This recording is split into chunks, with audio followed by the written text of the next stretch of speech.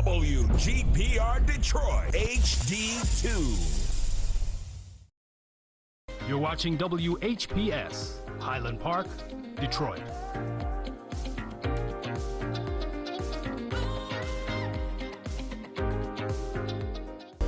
The views and opinions expressed on the following show are not necessarily the views and opinions of WHPS, its affiliates, management, or sponsors.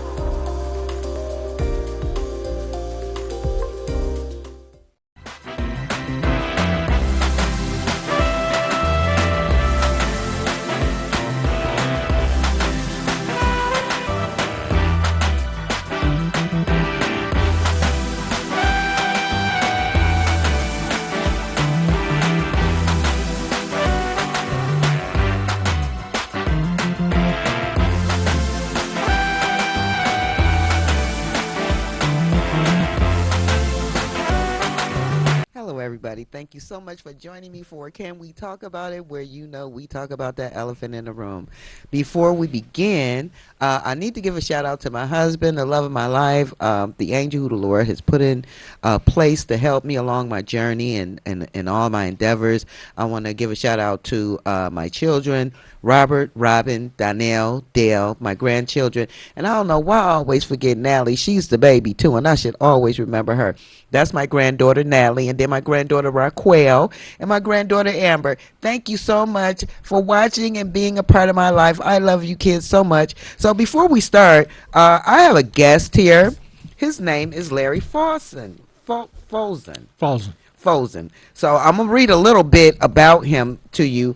He is a graduate of the University of Detroit, having received his Bachelor's of Arts degree magna cum laude in 1976 and his Juris Doctoring in 1979. Since that time, he's been licensed to practice law in Michigan and has appeared before the Michigan Court of Appeals and the Michigan Supreme Court. He also approved to practice before the United States District Court, Eastern District of Michigan. Okay, so now, as he's focused on his 42-year career on no-fault insurance law, motor vehicle negligence cases, and premises liability, while Lawrence and his firm specializes in large injury cases, including death, catastrophic injuries, and trauma, brain injury cases. Every client is given the same level of consideration and attention to detail necessary for a successful conclusion to their case. Okay, he's protected the rights of the injured and their families, and in some cases, the doctors and medical professionals that serve these injured people is the foundational goal of Wygod and Farson. So Mr. Lawrence has lectured to a variety of groups, including the Michigan Chiropractic Association and its members, regarding issues of no-fault litigation and their rights to be paid under the law. He's a Wayne County case evaluation and an independent arbitrator. He's a member of the Michigan Association for Justice and American Association for Justice. He's also the author of one published novel and continues to compose music and produce records in the local Detroit area. Lawrence is a shareholder, chair of the board, and managing partner of Wygod and Farson PC. Lawrence's email address is lawrence@falzonelaw.com. Let me say that again. Lawrence@falzonelaw.com. FALZON law, LAW.com. So without further ado, we're going to chop it up with some no fault talk today. So how are you doing, sir? I'm doing fine. How are you? I'm doing real good. I was listening to some of the things that we had talked about, and I was so glad that you said that you would come on to the show. And I just want to just delve right into this no-fault law and what it means to the people of Michigan and Detroit. Right. So it's a brand new law. I mean, it's been coming in phases over the last 3 years, and the final phase was June of 2021. It's somewhat replaced the old no-fault law that we had, mostly because in my opinion, that the insurance industry put a lot of pressure on our legislature to get some relief so they didn't have to pay out as many benefits. So what was the original no fault law? Well, the biggest thing about the original no fault law is that everybody in the state was covered by medical. If they were hurt in a car accident, they were covered for unlimited medical for the rest of their life. Okay. So if you got injured this year, you would be covered 10 years, 20 years for the rest of your life if your injury was very large and that you had to have that treatment over time. So now with the new law, what is that? Well, in the new law, they took away that benefit, and they said if you want that benefit, you can have it, but you got to pay more. And and the rest of you, if you don't want to pay that much, you can take less benefits. They break it down into $500,000 of total benefit, $250,000, or if you have Medicaid, you can get $50,000 of coverage. So they presented it as if you had a menu. Unfortunately, they didn't tell you that the only thing being eaten is you. Now that's crazy right there. So when it comes to the difference between the old no fault law and the new no fault law, no fault law is you were covered extensively with everything with the old no fault law. Totally, yes. So now with the new law, no fault law, you're not covered, but to a certain degree. And then not only that, there's a certain amount of coverage you have to buy to even get certain anomalies from the doctors. And that's basically true. And to make matters worse, what the state hasn't told you is that no matter what you get, except for unlimited, you're going to have to pay that money back if you have a lawsuit against, like, let's say you're hit by another vehicle, they rear end you. Of course, you want to be paid for your pain and suffering, but now that pain and suffering money is subject to being grabbed, if you were, by Blue Cross, by Medicare, by Medicaid, by doctors who aren't being fully paid like they were under the old law. So there is this going to be a big grab in the next few years, and we're not quite sure how the courts are going to handle that, but it's not good for the consumer. Right. That's what I want to ask you. Even just, okay, like you said, you get into a car accident. Right. And you have Blue Cross Blue Shield. Not only do you have that, you have no fault law, Right. no fault insurance also. Right. So even though, just say Blue Cross Blue Shield, they pay 50% of it, and I'm about to get a big case, so I just say I'll pay the other 50% out of that. Can they come after me even though I paid them 50% and I only owe them 50%? Can they come after me or after my lawsuit for all of my money? They can come after your lawsuit for all the money they paid for that accident. So if they paid $20,000 or $50,000 in benefits, they're going to come after that money that you're trying to sue the other driver for, and they're going to try to get that money back from you. So you have the insurance, you paid your premium, but they're going to want their money back. That's I'm like flabbergasted. Yeah, it's the stuff they don't tell you. So who actually wrote this law? Well, the legislature presented it to Governor Whitmer back in 2019, I think. I think that this happens to be a hybrid from the original Senate bill that was even more draconian, if you will, even worse than this one. Talk to me like I'm 5 years old. Okay, so what's this hybrid? What is that? Okay, so the Senate came up with a bill, and it was really, really awful. So a lot of groups, the hospital groups, the doctor groups, the lawyer groups, like the MAJ that I belong to, we opposed it vigorously. Okay. So it kept going through the process, the legislative process, and they came up with a few changes trying to quiet people down. Okay. So, for instance, the hospitals, they threw the hospitals a bone so that instead of limiting them to 2 times Medicare. They were limited, I think, the first year to 3 times Medicare. So there were just these little bones that they threw out trying to shut people up. And eventually they took that Senate bill and they turned it into the bill that we have. Okay. With the Congress people there too. Okay. So both houses agreed to it, and Whitmer signed it. And on top of all of that, we had pressure from Mayor Duggan. We had pressure from Mr. Gilbert. So is Mayor Dugan or whatever his name? I really don't care for him, but is he? This is just a word I'm using. One of the culprits that's trying to keep this bill into place. Yeah, his. To be fair, he wanted the Detroit residents to pay less in auto insurance. Okay. So he was willing to do anything to try to get those rates down, and he was trying to help the people. But the trouble is that you can't pass a law like this one that the whole state has to abide by and then turn it over to the insurance industry to govern, which is what they did, right? So they made their own laws, basically. Exactly. So he was, I'm going to say it like this, he probably didn't have the knowledge that most of the insurance companies had, so he told them to hash it out themselves. Well, what I think he did was he said, look, just get me cheaper rates and I'll do whatever you want. So did he get us cheaper rates? He got, in my opinion, not really, because what drop in the rates occurred took away other things that people didn't realize they were going to lose. Like the lifelong term medical. Exactly.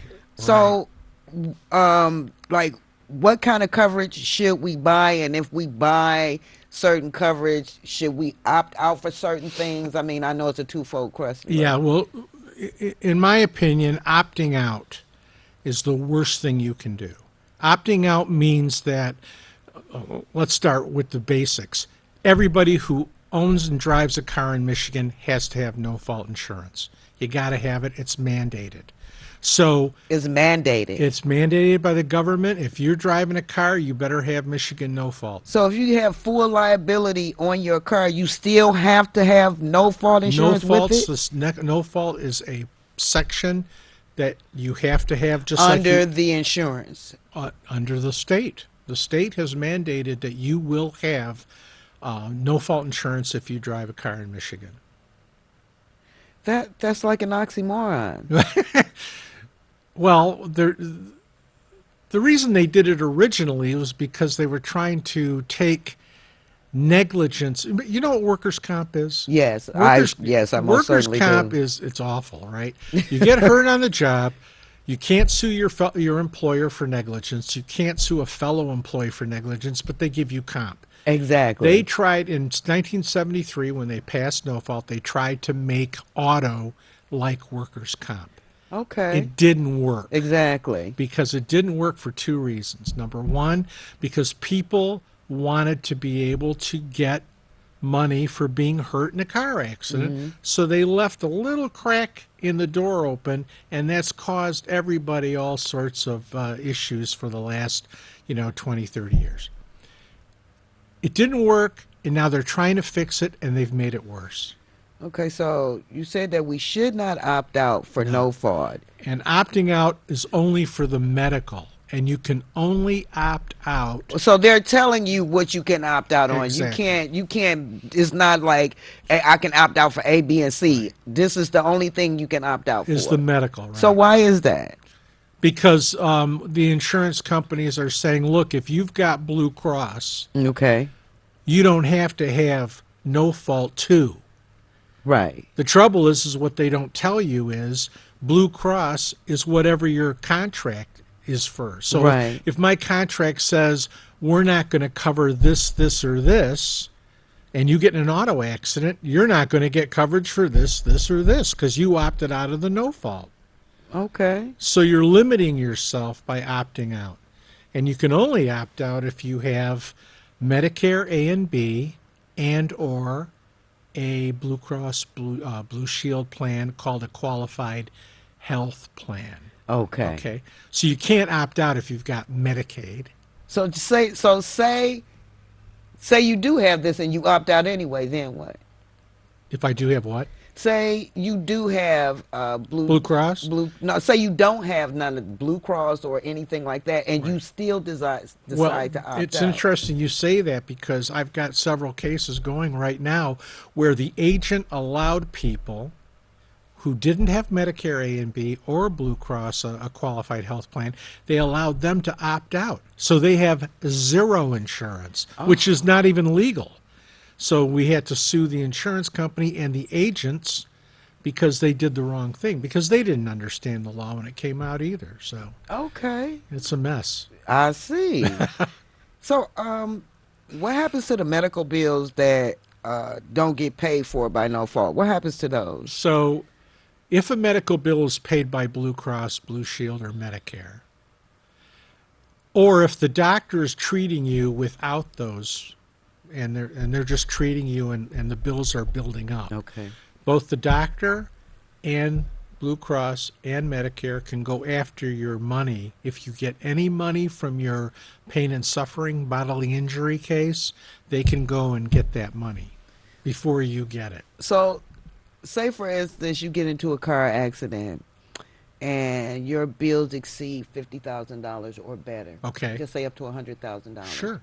Can they put a lien on your homes and on your cars? No, Okay. I don't think they can do that. That would be beyond what the No Fault Act says they can do. Okay. They can put a lien on your pain and suffering case. Right. Right. The person that sued you, I mean, the person that you're suing For pain and for suffering. pain and suffering. Right. Oh, okay. Now, if the doctor had you sign a lien when you went to treat with them, and you signed a lien that says, I'm responsible for all these bills, Right. the doctor can sue you. Okay, but wonder if you come in there all jacked up and they have you sign this and you don't know what you're signing. You don't have to be jacked up. They're throwing papers in front of everybody. As soon as you walk in the door, you're signing papers. How many people read those? I do. Well, I'm glad you do. I do too, but but the most people don't read. It's like reading your mortgage documents. It's just like, Yeah, it's a headache. right. I want to ask you another question about the insurance agents. Yes. Can you believe No. anything that these people tell you? I want you to remember something. They're out for a buck commission. Well, they want to be paid, right? So the insurance agent, and not all, of course, there are some honest insurance agents. I mean, I happen to work with one. I have AAA, and I think she's great. She's honest about everything. But an agent is not an adjuster. By that I mean, when you go to an insurance company and get insurance, you're dealing with an agent. That person, that's all you're dealing with them, okay? That's the limit of their interaction with you. When you get into an accident, you don't go to your agent. Right. You get assigned an adjuster. Right. And that adjuster could care less what that agent told you or sold you or convinced you of. That adjuster is going to do everything within their power to not pay you. Okay. Okay. I get it. So I've got examples in my own office where some of my clerks go into their agent and they say stuff like, well, I'm married, but I'm separated and I've been living at a different address. Shouldn't I give you the different address for my policy? And they're like, no, it's cheaper if you go and live with your husband as far as the insurance is concerned. And she goes, but that's not where I live. Right. So And- now they're telling you to lie. Exactly, because they know you want cheaper rates. They're going to help you get the cheaper rates, but they're a little dicey about the truth. Well, when the adjuster gets a hold What? when the adjuster gets a hold of the case, she doesn't care what that agent told you. Right, gonna you're dealing with me She's now. going to say, you don't really live at that address. I'm canceling your policy. Oh my goodness. That's right. Now you don't have a policy for that accident. So is it legal that an insurance agent can say these things to you? Of course not. I don't know if it's a crime, but it's certainly fraud. Well, I know when it comes to the Detroit Police Department, they can lie to you and say whatever they want to say to you, and in their eyes is legal. So I'm just wondering, insurance and different types of stuff like that. Even dealing with a cable bill, or even dealing like I have Guardian Alarm, and they came in, they were trying to tell me any old thing, and I was saying to myself, this don't sound right. And I ended up having to go back and be like, this is not what the agent told me. Exactly. So you want to be very careful. You can sue an agent under something called errors and omission. However, if you sign documents and you're signing documents that you're not reading, and what you thought you had is not in those documents, you're screwed. So let me ask you a question, because a lot of times I use this because it's the truth. I will tell a person, well, there were no meetings of the minds when this was signed. Right. So can that be a defense? It's generally a defense, but when you're dealing with insurance, you've got to go in front of the court to resolve those disputes. And when the court always says, look, is that your signature? Yes. Did you sign that? Yes. So Goodbye. Ignorance is no excuse to the law. You got to know what you're signing. And the trouble is that the government does not make exceptions for persons' background, education. Even if they're sick? If you're mentally ill, there are some exceptions for Okay. that. So you might be able to use that as a defense. But there's a lot of words in an insurance contract or an insurance application that somebody in the inner city may not understand. They might not have had, they might have, those words are like for instance, well,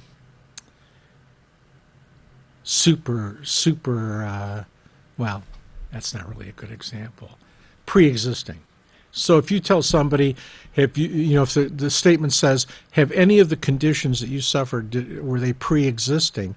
Well, I don't know if somebody understands what pre-existing means. Exactly. Well, I do, because I have pre-existing Well, of things. course, but if you don't understand If you're a the lay words, person, have never been through that, or Right. those words never cross right, your if ears, you put the wrong answer down, the courts are going to hold it against you.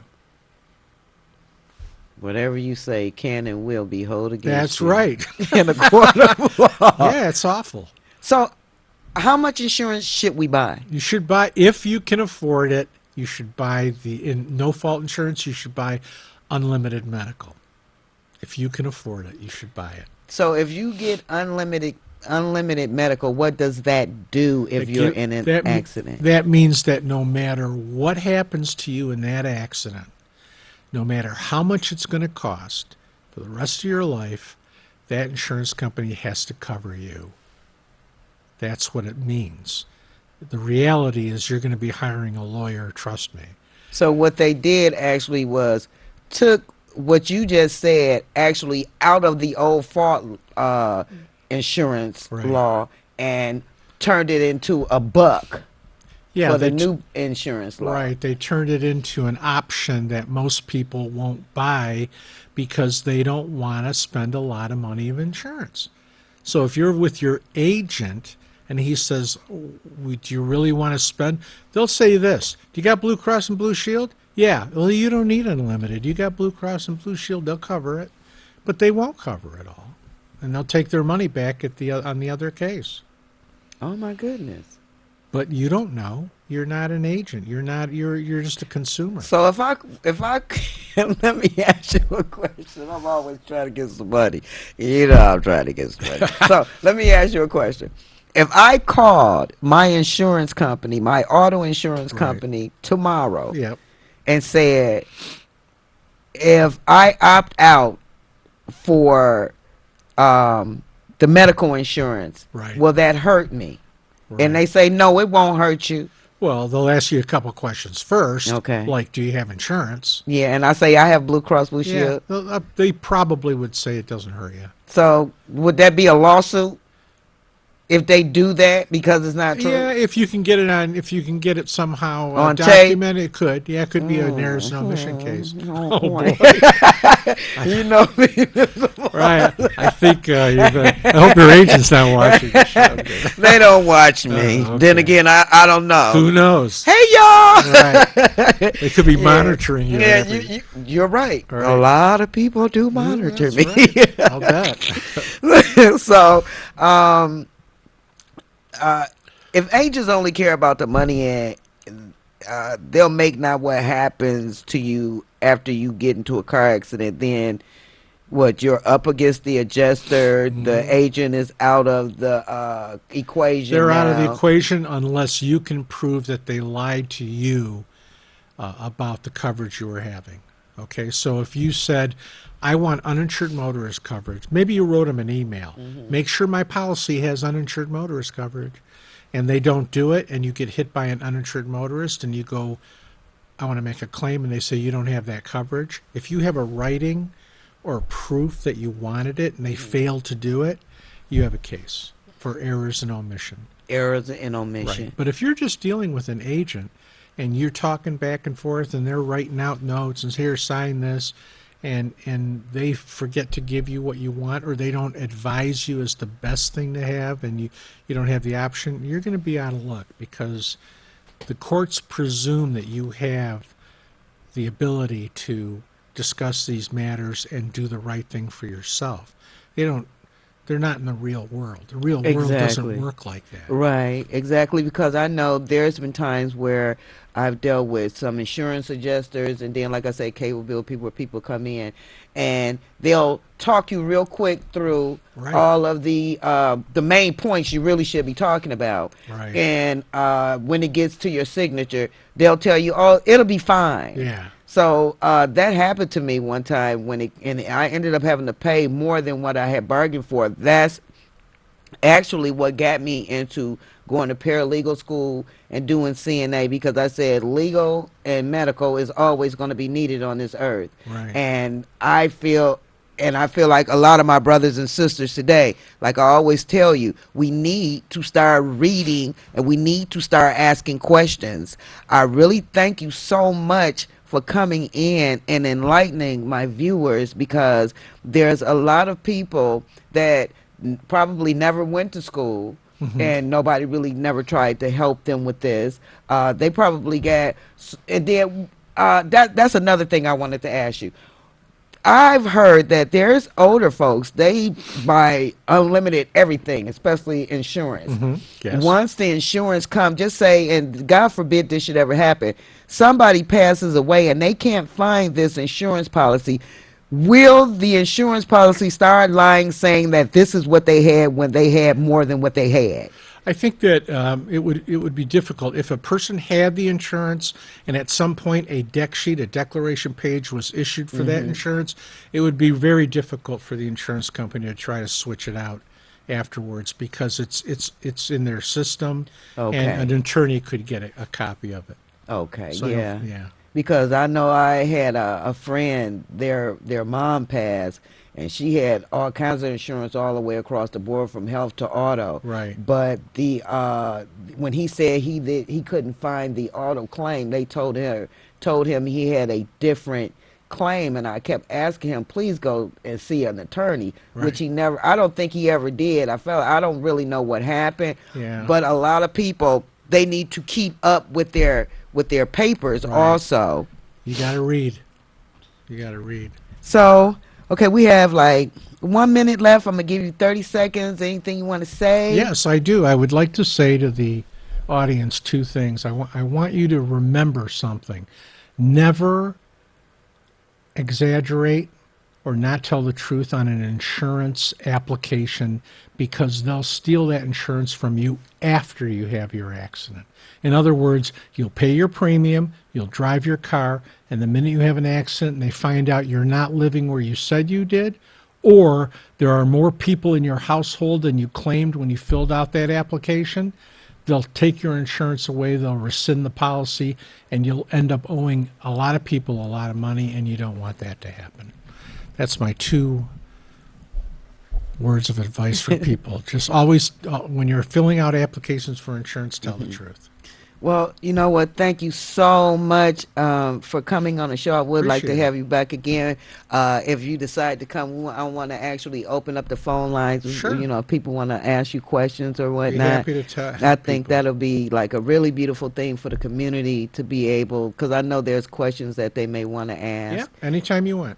Thank you so much. Oh, my goodness. Thank you so much. Thank you. So, ladies and gentlemen, Mr. Lawrence Farson, we're going to try to have him back probably once a month. I'm going to try to steal him once a month. But we love you so much. We thank you so much for joining us. And until next time, stay strong and be strong.